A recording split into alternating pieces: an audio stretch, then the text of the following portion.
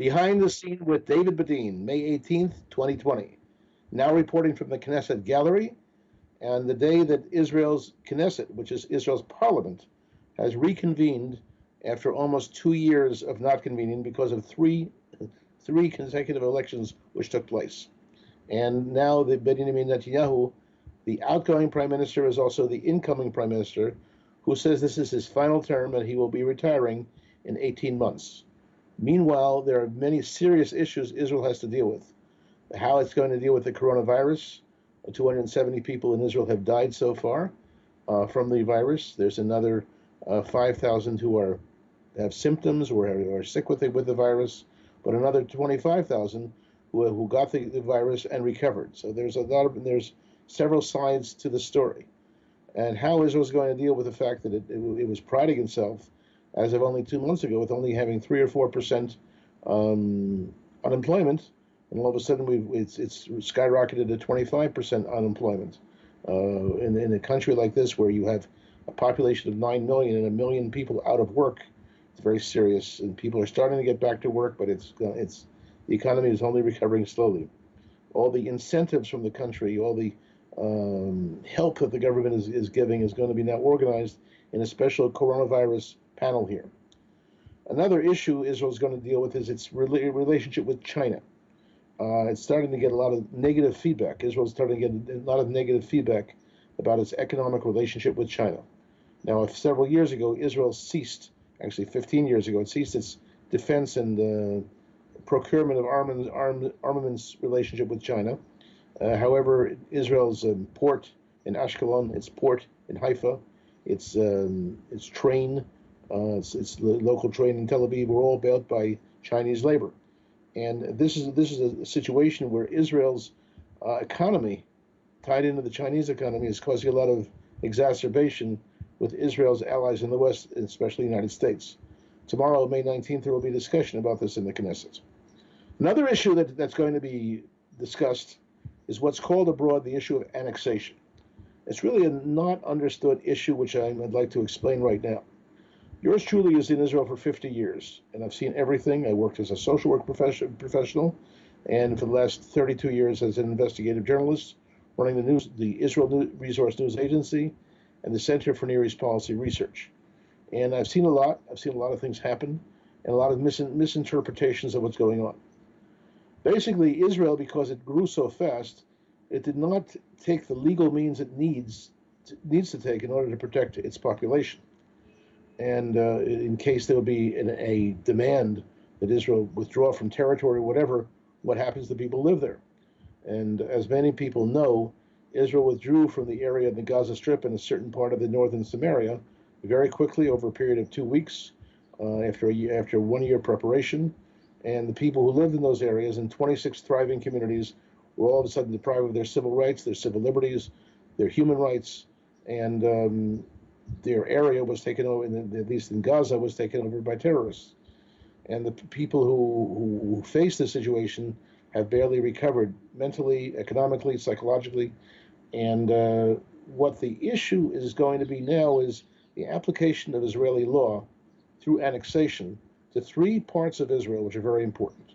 1, in Judea, Samaria. 2, in Jerusalem. 3, in the Negev and in the Galil. Now let's start with the last. Why does Israel have to bring the Israeli law and annexation into the Negev and in the Galilee?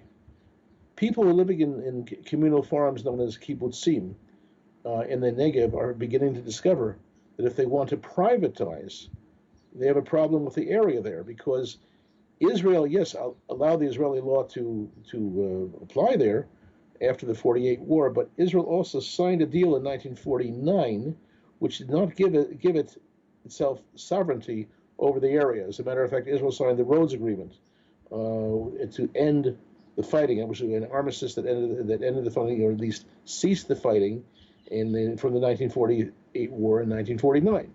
Now, when Israel went and settled the Negev and the Galilee, it did not go through an annexation process. So people are starting to discover that they're living on land that's not really Israel.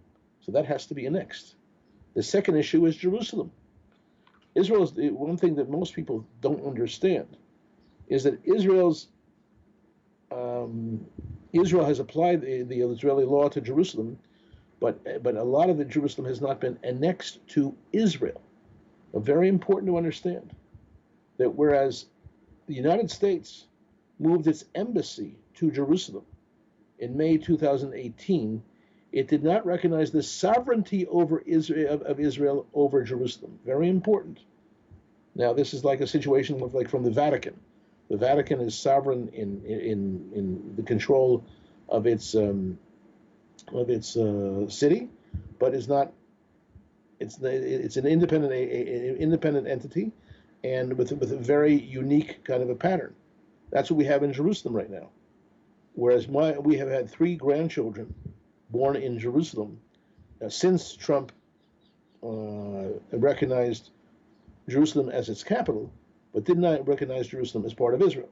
So on their births, they get American birth certificates because they're American citizens. My new 3 grandchildren, and it says Jerusalem with no country.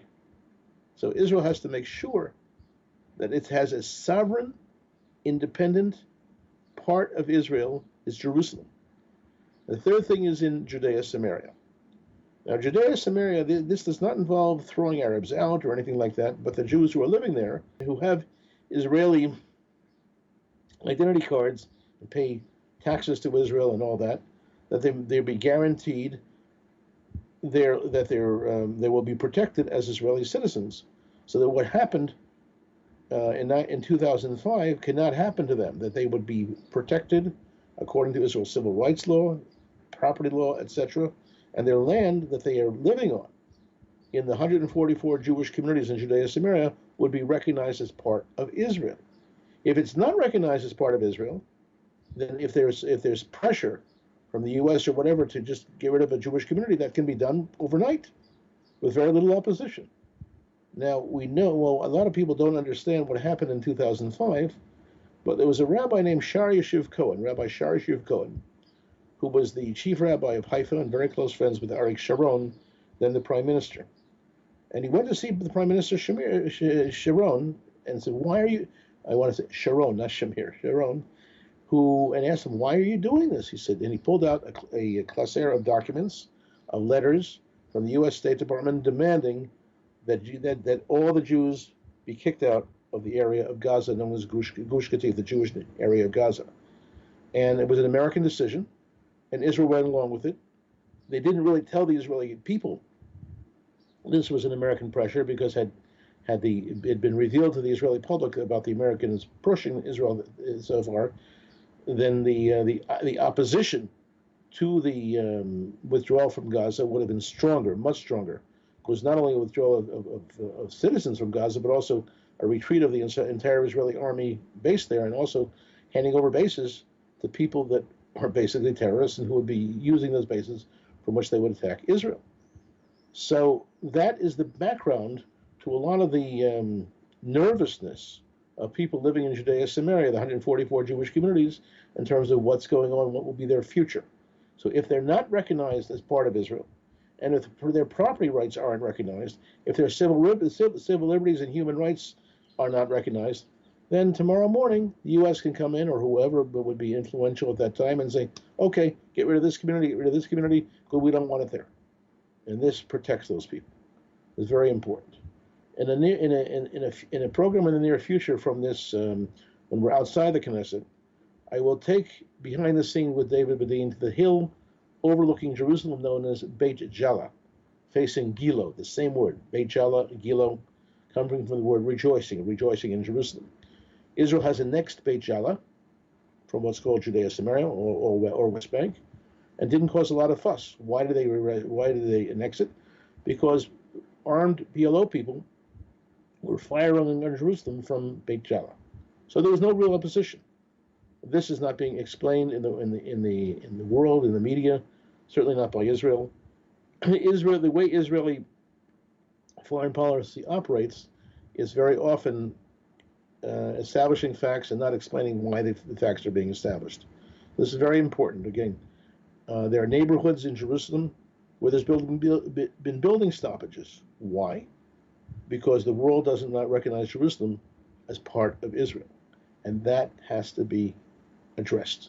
So what I've advised my friends who are promoting the concept of sovereignty would be to join forces, Judea, Samaria, Jerusalem, Galilee, and Negev, work together to influence public opinion, because the Arab lawyers working for Arab civil rights groups may get smart enough to say, hey, you're living in areas, especially in the Negev and the Galil, which were never really annexed to Israel. So the time has come to apply this issue now. That's why the sovereignty issue is coming up. People don't want to discuss it. People never want to discuss how the Arabs left in 48. There were instances in which they were kicked out during the aftermath of the 1948 war, and that's embarrassing to Israel, which tries to make itself look like a nation that went to war and the Arabs left on their own. Well, some of them did, and some of them didn't. But in wartime, there's all kinds of things that happen. You can look for more of the backgrounds of the research that we do at the Center for Near East Policy Research and the Israel Resource News Agency at our website, IsraelBehindTheNews.com. It's a very dynamic website. It's been around for 23 years, and I hope that it's helpful to the viewers of Behind the Scene with David Bedein. Thank you.